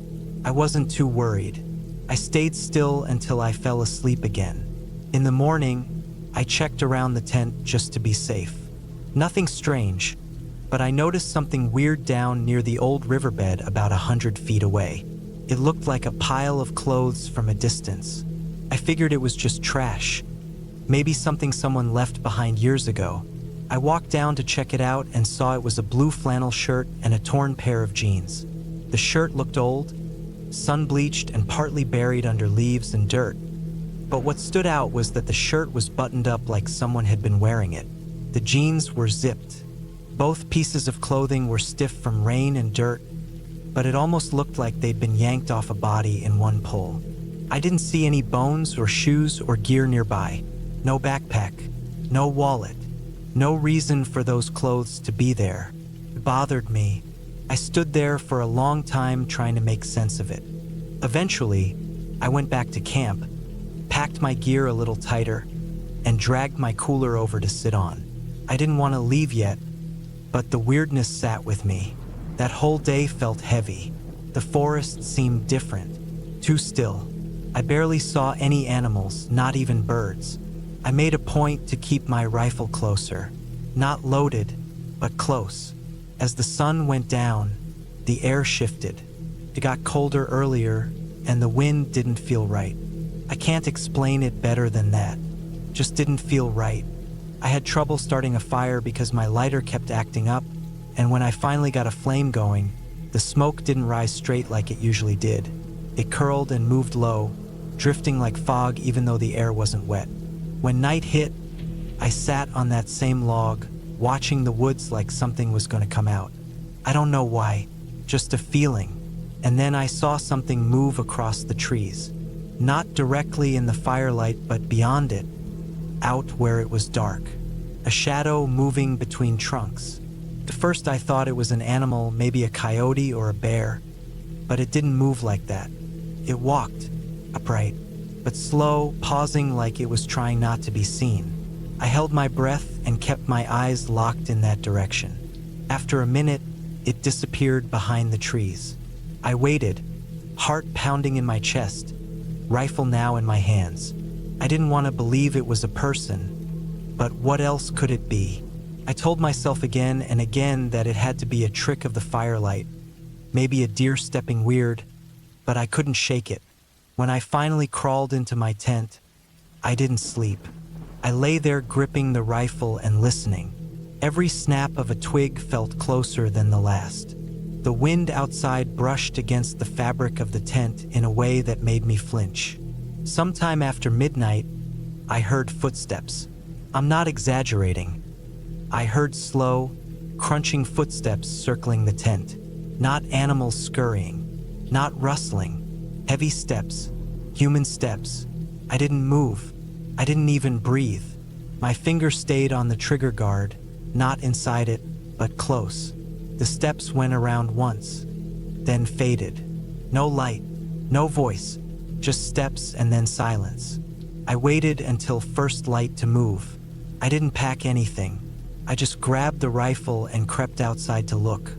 Nothing, no one, no prints, not that I could find anyway. But near the fire pit, someone had taken one of the long sticks I used to move wood and pushed it into the ashes like a stake. Not left lying around, driven into the center. I hadn't done that. That was it for me. I didn't pack the tent. I left it. I walked straight to the truck, tossing my bag into the bed and driving out the way I came. The sun wasn't even fully up yet. Every time I hit a bump or the trees closed in too tight, I felt like I was being followed. That something was just out of sight behind the next tree or rock. My hands didn't stop shaking until I hit pavement an hour and a half later. I never reported it. What would I say? That I found clothes near a riverbed and heard footsteps at night? That someone maybe walked around my tent? There was no real crime, no proof. I told a few people that the trip was peaceful, but I just wasn't in the mood to stay. Left that part out. I never went back. I still camp, but I stay closer to known trails now. Near other people, near rangers. That trip changed something in me. I don't feel comfortable alone in the woods anymore. Not like I used to. Not after what I saw. Not after what I heard. Whatever was out there wasn't a ghost or some made-up monster. It was real. And the way it watched me, the way it moved, the way it left that stick standing in the fire like it wanted me to know it had been there. It was a person. A real person out in those woods. And I don't think they wanted to share the forest. They didn't speak. They didn't attack.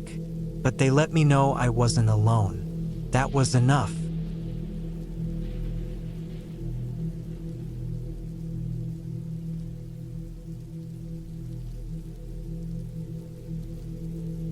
It was late October 2014, and I was 29 at the time. My name's Daniel.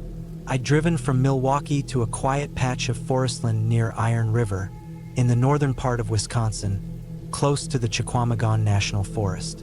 I'd hunted that area once before with my cousin 2 years earlier, but this time I came alone. The plan was simple. 4 days in the woods, just me, my gear, a rented 4x4, and the hope of finally getting a clean buck before the cold settled in for good. I pulled off a dirt trail that was barely wide enough for the truck and parked beside a dry creek bed that curved around the base of a wooded hill. It was the kind of place where you could walk 10 minutes in any direction and not see a single footprint or broken twig from another person. I liked it that way. Too many of the popular public lands had turned into camping resorts filled with weekend warriors who didn't know the difference between a deer and a dog. By the time I set up my tent and made a small fire with deadfall branches, it was already getting dark. The air had that sharpness to it, the kind that makes your nose sting and your breath look like smoke. I didn't mind the cold, but I always made sure to wear layers. Thermal underwear, fleece-lined pants, a thick wool flannel under my hunting jacket. I didn't bother with a camp stove or anything fancy, just a metal grill rack, some canned food, and my hunting rifle, An old Remington 700 I'd been using since I was 19. That first night was quiet. I stayed up watching the fire crackle and listening to the forest settle. The occasional rustle in the brush, maybe a raccoon or something nosing around. I didn't see any animal tracks when I walked around before bed, but I did hear something faintly, like slow, heavy steps on damp leaves, maybe 50 feet uphill from camp. I figured it was a deer. Nothing else came to mind. The second morning, I set out before sunrise, hiking up a narrow game trail that wound between the trees.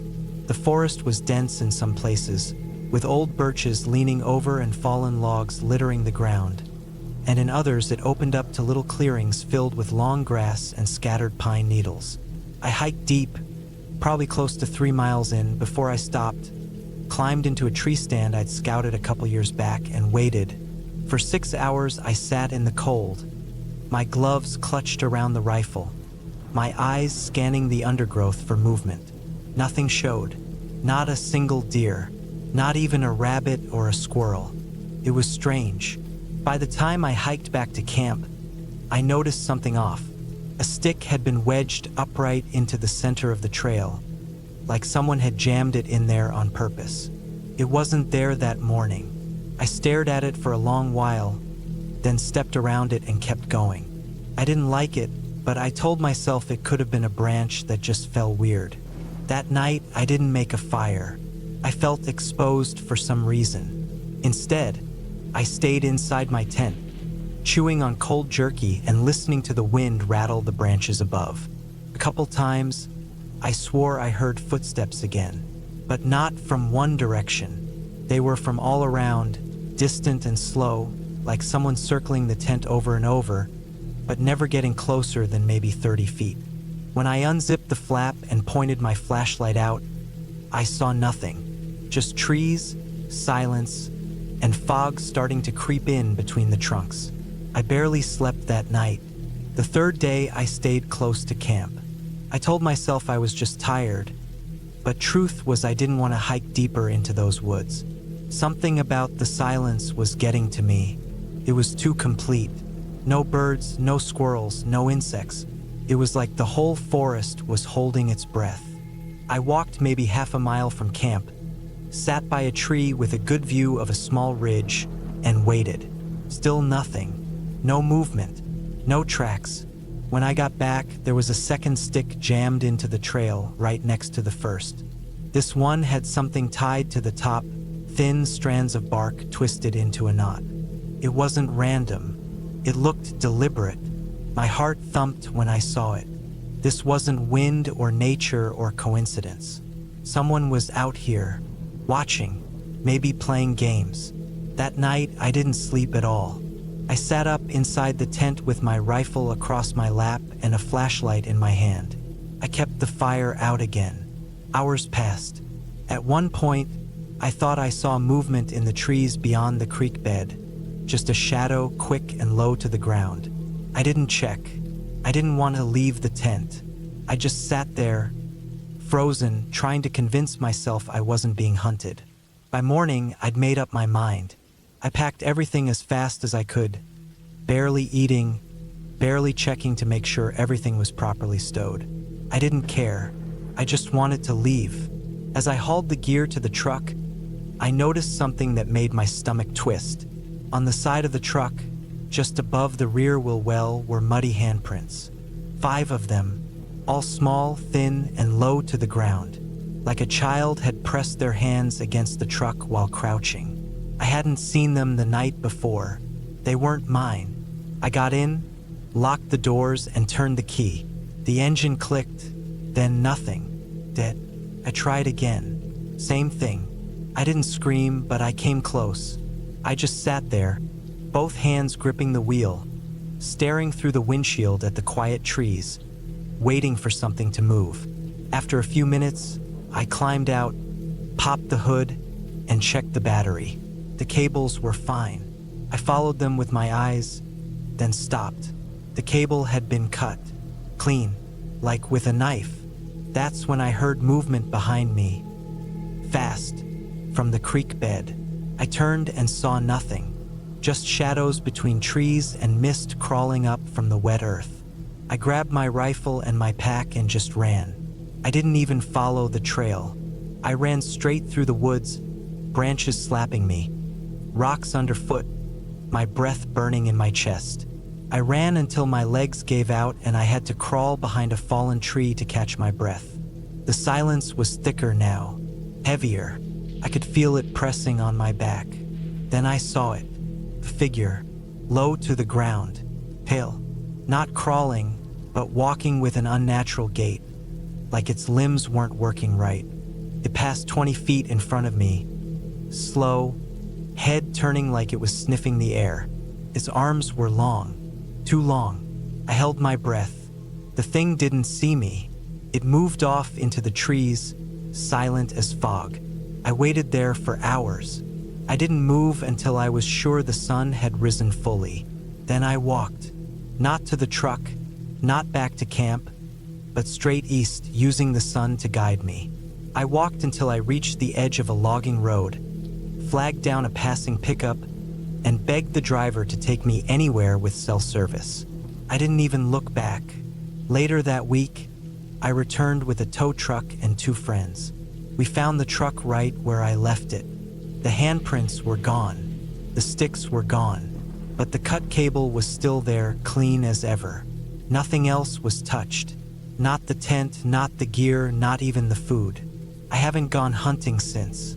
I don't talk about it much, not even with family. I don't know what I saw. I don't have a name for it.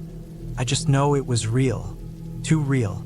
And I don't care if anyone believes me. All I know is that those woods aren't empty. And whatever's out there, it doesn't want company.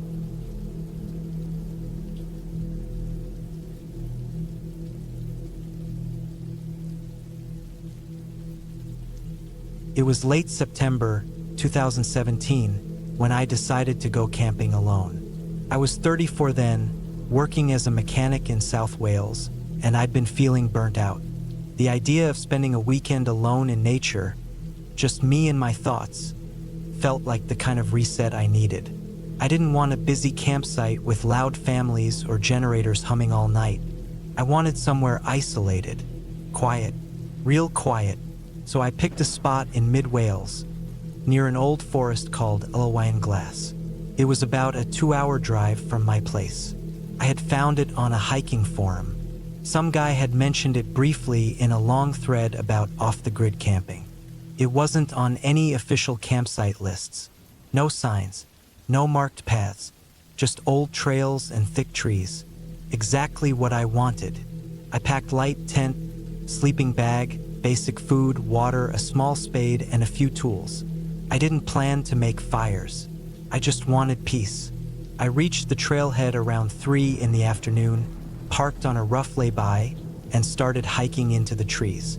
The path wasn't easy to follow, but I had saved a GPS point someone posted. I walked for a little over an hour until the trees opened up into a small clearing. It was perfect. Level ground, soft moss, and no sign of trash or past campers. It looked untouched. I set up my tent and sat down with a protein bar and some water. The air was cold, still, and quiet, just the way I liked it. I didn't even see birds. The light started fading early, and by 6 the whole place felt dim. I crawled into my tent, wrapped myself in my sleeping bag, and dozed off listening to the breeze in the trees. But I kept waking up. Every couple of hours, my body jolted awake like something had shifted nearby. I'd sit up, look around through the mesh, but nothing moved. No lights, no sounds. It wasn't fear exactly, just that feeling when your gut tells you something's different, even if you can't explain what. Next morning, I felt stiff and annoyed. I made myself some instant coffee with my camping stove and paced around to warm up. That's when I noticed the ground near the edge of the clearing looked a little odd. Not fresh exactly, but disturbed, like someone had dug there a long time ago and covered it lazily. The grass was thinner, patchier, and the dirt was a different color.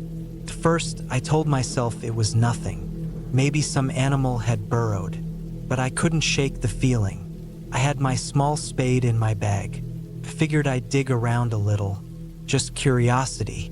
I didn't expect anything. I started scraping at the dirt slowly. The top few inches were dry and clumped, but underneath was darker, looser soil. Easier to dig. And then I heard the sound. A soft clink. Metal hitting something. I slowed down, brushing the dirt with my hands. My fingers hit plastic, thick, hard plastic. A corner of something. I kept clearing around it until I realized it was a bag. One of those old military-style duffel bags. Olive green, faded, zip-tight and heavy. Heavier than it should have been. My first thought was tools. Maybe some hunter buried extra gear. But I didn't see rust or age on the zipper. It looked too clean. I pulled the whole thing up and opened it right there. My heart was already pounding. I had no reason to be scared, but something about that bag being in the ground didn't sit right. Inside, wrapped in layers of clear plastic, was money, packs of cash, notes rubber banded in bundles. I didn't even try counting it. I just stared. I could see that it wasn't fake. The edges were clean, no mold, no dirt, like it had been packed properly and buried for safekeeping. There was something else under the cash. A black cloth bundle. I reached in and pulled it out. A handgun. It was small, black, heavy. Not rusted, just a bit dirty. Whoever buried this knew what they were doing, and they meant for it to stay hidden. I sat back and tried to think straight. My first instinct was to put everything back. Bury it again, pretend I never saw it. But I couldn't. Something about digging it up made it mine, whether I liked it or not. I zipped the bag and dragged it over to my tent. I didn't want to keep it, but I also didn't want someone else finding it if I left it out. I spent the next hour pacing the woods, trying to think what to do. I had no signal out here, no chance to call the police until I hiked back. Around mid-afternoon, I heard something far off, like a twig snapping, but heavier. Not an animal, something big. I stood still and waited, listening. Nothing else came, but the feeling I'd had the night before, that weird edge of alertness, was back. I didn't sleep that night. I lay in my sleeping bag with my headlamp off, just watching the walls of the tent, waiting. Every sound made me flinch. Wind in the branches, distant rustling, but no footsteps, nothing human. Next morning, I packed up fast. I didn't eat. I just stuffed the tent into my pack, grabbed the bag, and started hiking back. Every time I stopped to catch my breath, I felt like I was being watched. That awful crawling feeling on the back of your neck. I made it to my car and threw everything into the back seat. I was about to start the engine when a van passed me. Slow. Old white panel van, no markings, dusty windows. Kept driving, but it didn't feel right. There hadn't been any cars when I got there. None on the road the whole way in. I drove straight to the nearest town, pulled into a petrol station, and went inside. They had weak signal, but it was enough. I called the local police and told them what I found. I didn't mention the van. They came within the hour. I handed over the bag without hesitation. 2 officers and a plainclothes guy asked me a lot of questions. Where I found it. When. Did I touch anything else? I told them everything. No lies. They didn't say much back. Just that I'd done the right thing. That was it. Weeks passed, and I didn't hear anything. Then one morning I got a letter. No return address. Inside was a single sheet of paper. Printed. No signature. It said, "You were lucky. Don't go back." I never told anyone about the letter. I burned it that same day in my garden fire pit. Maybe it was someone trying to scare me. Maybe it was from someone who had buried that bag. I don't know. All I know is I never went camping alone again. I sold the gear, got rid of the tent. I even avoided that part of the country altogether. Something about that place was wrong. And whatever I walked into, whatever story I interrupted, was still unfinished. But it wasn't mine anymore. and I wasn't about to find out how it ended.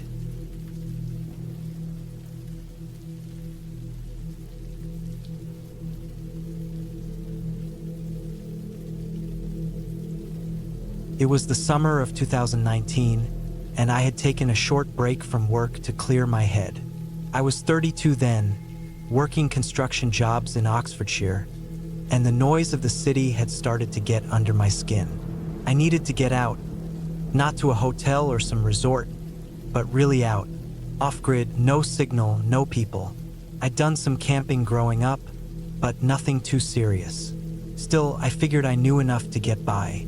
I decided to go up to Northumberland, near the Cheviot Hills. There's a place out there near the border that I found on an old hiking forum. No facilities, no campsites, just deep forest and stretches of quiet. The directions were vague, but I pieced them together with some maps and GPS. It looked like there were a few logging roads and overgrown paths leading into the forest. It was exactly what I was looking for. I packed light, one-man tent, sleeping bag, 2 knives, a basic axe, food, water, and a cheap radio. I had my boots, wool socks, thermals, and a pair of binoculars. I planned to spend 3 nights out there, just walking, camping, and resetting my head. I left my car down a muddy path about 5 miles from where I intended to set up. I didn't want anyone to stumble on it and figure I was nearby. I hiked with everything strapped to my back and followed the tree line up through a narrowing trail that looked like it hadn't been walked in years. Trees hung low. There were long ferns brushing at my knees. The further in I went, the quieter it got. It wasn't peaceful silence either. It was that thick, dead silence you get in places that don't see people. By mid-afternoon, I found a small, flat clearing near a slow-moving stream. It wasn't on any trail maps, and the trees blocked most of the sky, which made it feel like the place had been sealed away. I set up my tent off-center near a few heavy stones and built a fire pit. I got water from the stream, filtered it, and heated some beans while the woods closed in. That first night was uneventful, but I noticed something strange just before going to sleep. I always clear a perimeter when I camp. I like to mark trees with small cuts so I know my bearings. When I walked out around the tent that night, maybe 20 meters out, I found an old footprint. It was deep, not recent, but preserved well. It wasn't a boot. It looked almost barefoot, wide and long, but the strange part was that it had an odd curve, like the toes weren't quite where they should be. I figured it was a trick of the soil and light. Still, I didn't sleep well. The second day, I did some scouting and went deeper into the trees. The hills around the area made for difficult walking, and everything was slick with moss. I didn't see any animals, not even birds. There were bones, though, scattered near trees, sometimes in piles. Little ones like rabbit or squirrel, all clean. Some looked too clean. Around noon, I heard something move just up the ridge. I froze and waited. Whatever it was didn't come close, but I heard it for a few minutes, heavy steps, slow, then fast, then nothing. Could have been a deer, I told myself, even though it sounded like it was on 2 feet. That evening, I built the fire earlier and sharpened my axe blade out of habit. It got cold quickly, and I kept my jacket on even near the flames. Just before it got dark, I saw movement near the edge of the tree line, maybe 30 meters away. I stood still, holding the axe low, watching carefully. It wasn't a person. It was tall and thin, but its shoulders were too low, like they sagged unnaturally. I could see it for just a moment between the trees. It didn't come forward. It stood there for a few seconds, then slipped back behind the trees again. I didn't sleep that night. I kept the fire going as long as I could and sat with my back against the tent, listening. I kept hearing sounds, cracking branches, rustling, and once a soft knock, like something tapping wood, came from different directions. I couldn't tell how far. Every time I turned, I saw nothing. By morning, the air was damp and the firewood was nearly gone. I made up my mind to pack and head out, even if it meant hiking back through the dark. I started breaking camp when I noticed something that made my stomach sink. The stones I had set around the fire pit, one of them had been moved. Not rolled or kicked, moved like it had been picked up and set a few inches to the left. I hadn't done it. I was sure of that. I packed up fast. I didn't eat, just grabbed everything and strapped it down in record time. I took the path back the way I came, heading toward the logging road that would lead to the car. I made it about halfway before I saw it again. It was down the hill from me, standing beside a tree, motionless. I couldn't see the face, just a long, pale body, too thin. The skin looked wrong. Not like skin, more like something stretched and dry. It looked human at a glance, but everything was off. The arms were too long. The head tilted in a way that didn't look right. It didn't run, it didn't growl or scream. It just watched. I kept walking, trying not to react. I didn't look at it again. I just walked, slower than I wanted, but steady. The air felt heavy, like I was dragging myself through it. After a while, I stopped hearing birds again. No wind, no insects. When I got back to the car, I was sweating through my clothes. I tossed my gear into the back and didn't even check my map. I just started driving. The dirt road out was rough, but I didn't care if the car bottomed out. I just needed to get away from those woods. Back at home, I didn't tell anyone. Not really. I cleaned the gear, boxed up the tent, and told myself I wouldn't be going back. That night, I looked up animal tracks online, trying to make sense of that print I saw. I couldn't find anything that matched. But that wasn't the thing that really got to me. What bothered me most was something I remembered later. Not at the time, but the next night. I was lying in bed, thinking about how quiet the woods had been, and I realized something was wrong with what I'd seen. That figure, the one standing near the tree, when it turned its head toward me, it didn't make a sound. It didn't breathe. It didn't rustle the grass. It didn't blink. It was dead silent even when it moved, even when it stepped forward just a little. And that's the part one can't stop thinking about. Not that I saw it, but that it saw me and it didn't care if I knew it was there. Like it wasn't trying to hide. Like it wanted me to leave. And I think that's the only reason I made it out.